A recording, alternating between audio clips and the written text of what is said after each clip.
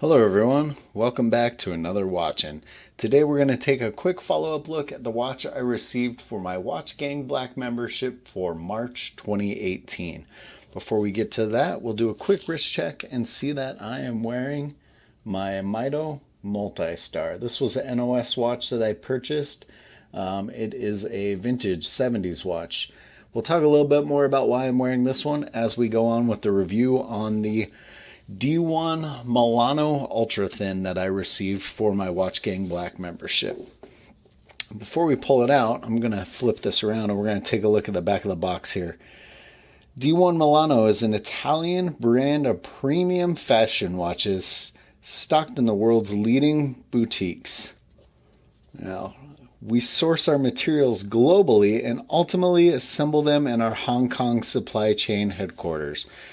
So this watch is an Italian designed watch that is assembled in Hong Kong. You can scan this QR code for the instructions and warranty manual, which is kind of nice. You have less stuff to deal with. We'll go ahead and pull this one out really quick. So the D1 Milano Ultra Thin is stainless steel.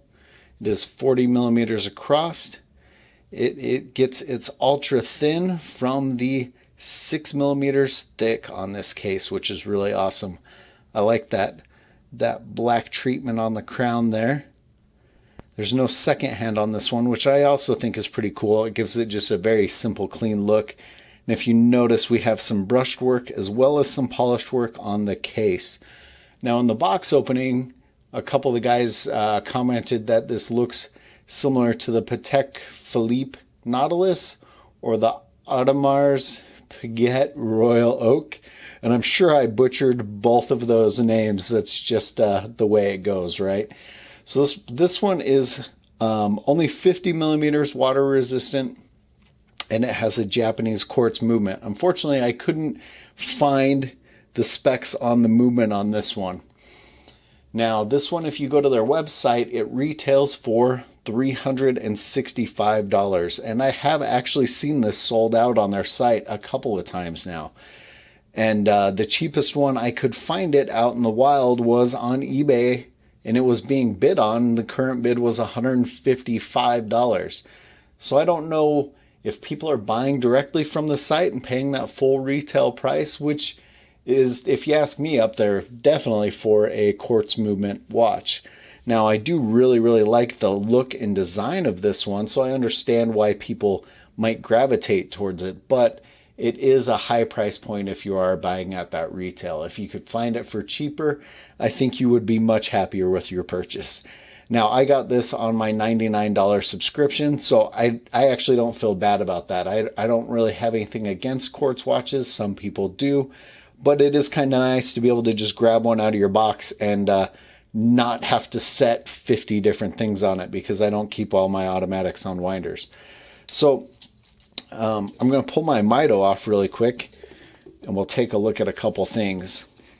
The reason why I was wearing my Mito today is, to me, I think you can see a lot of 70s design style actually in this watch. When you look at the tapered, you look at that tapered bracelet, and actually I think the case itself has a very similar shape if you eliminate the raised lip or the raised design on that D1. So that's where I think, a lot of the inspiration came from, was actually more of a 70s style. One thing on this, I will say, this clasp, I'm not, if my camera would focus there, I'm not the hugest fan of this clasp. There is no release. It is just full on snap into place, which I think over time is going to wear out. Now, this one is at least not just a cheap stamped steel clasp. We'll go ahead and throw it on wrist really quick, but it can be kind of interesting to take off. So that's what the D1 Milano Ultra Thin looks like on my wrist. Remember, I have about a 7-inch wrist, so it's not too bad at all. I did have to remove actually 4 links on this one to fit my 7-inch wrist. So I think you could probably get a little bit bigger, but I don't think some of you guys with like the 8-inch wrists, I don't think this is going to work for you. But I do like it, and for my $99, I'm pretty happy. Let me know what you guys think of this one in the comments below. As always, guys, thanks for watching.